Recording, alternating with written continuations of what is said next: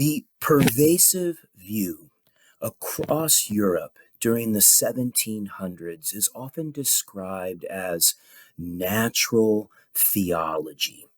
So, science and religion at this point are clearly intertwined.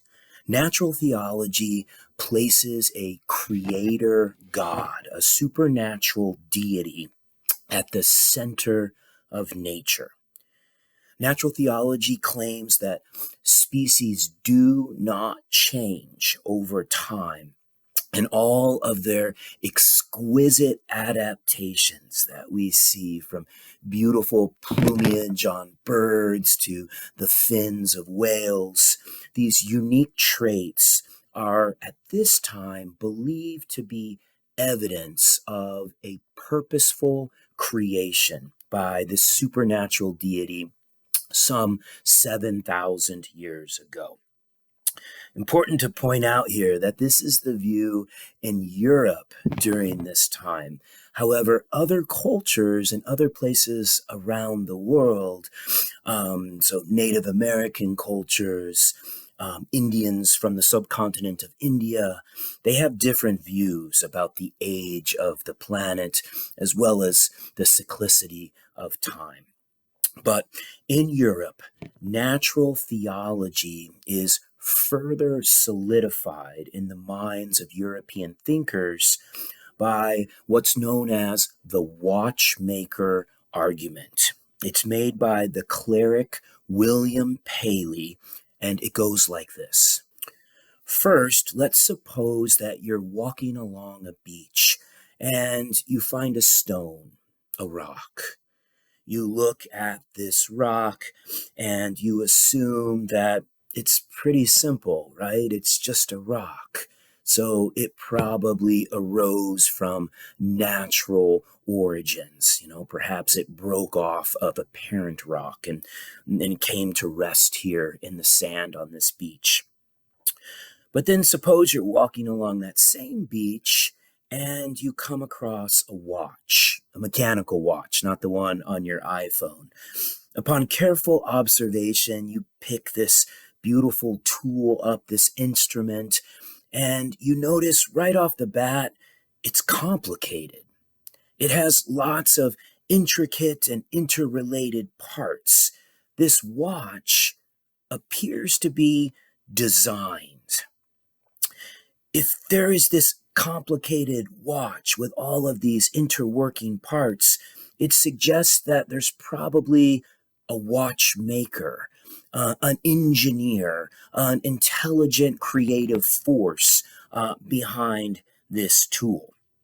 Okay, so that's a pretty persuasive argument, right? I can see this argument. Now let's go back to that beach a third time.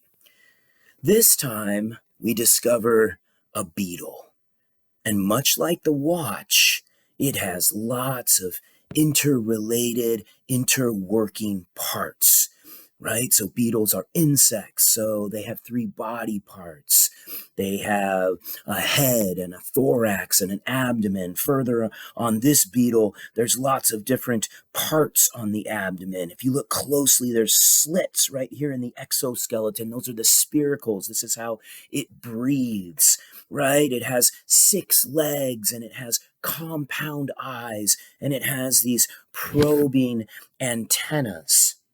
So just as there is a watchmaker to the complicated watch, so too must there be a beetle maker, a designer, right? I mean, these body parts, those 6 bristly legs, all the different segments, they're not going to assemble themselves.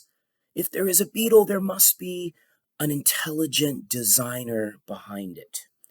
So this is William Paley's watchmaker argument, one that you need to recognize on your next assessment. And it still sways many people to this day.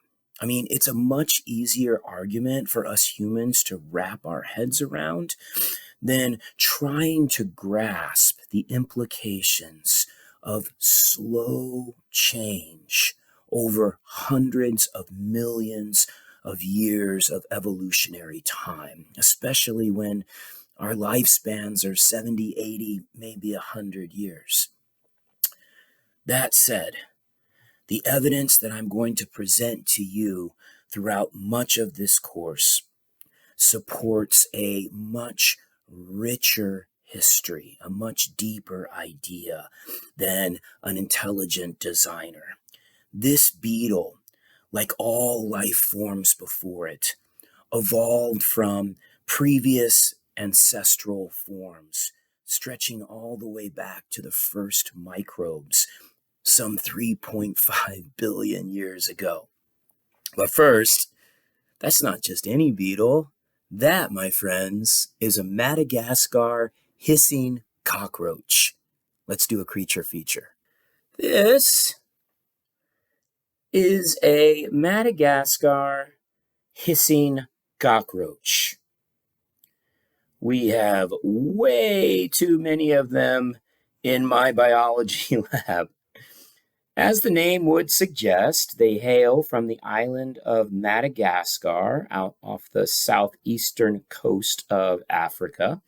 Very large herbivorous cockroaches. I always tell visitors to the lab, these guys are not as gross as the German cockroach, which eats decaying flesh. These guys just eat fruits and veggies.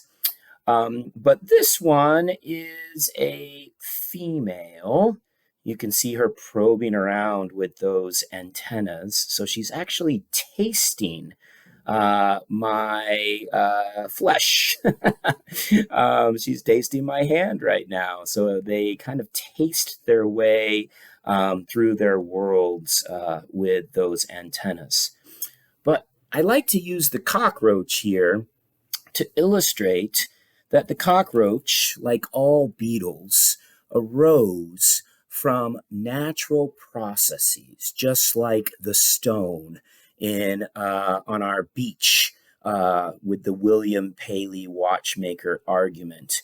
Remember, William Paley argues that all of the adaptations that we see on things like beetles are evidence of purposeful creation.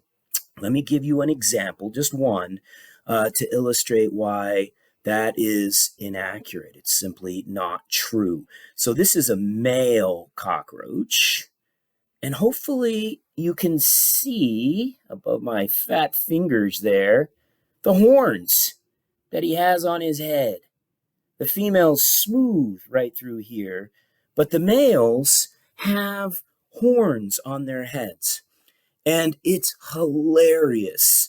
So these little males, well, they're not that little, they're pretty good-sized cockroaches, they will get on a log inside of their enclosure, and the little males will run together and they will butt heads, just like little bighorn sheep. And they will interlock their horns and they will push and they will fight and they will struggle until one of them inevitably loses and is tossed off the log.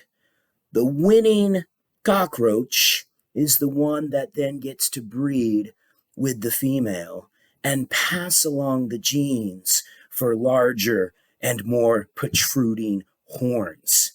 So over evolutionary time, nature has selected for the growth of that adaptation so that males are more likely to reproduce. Just one example of how an adaptation comes about through the natural process of evolution through differential rates of survival and reproduction. Thanks.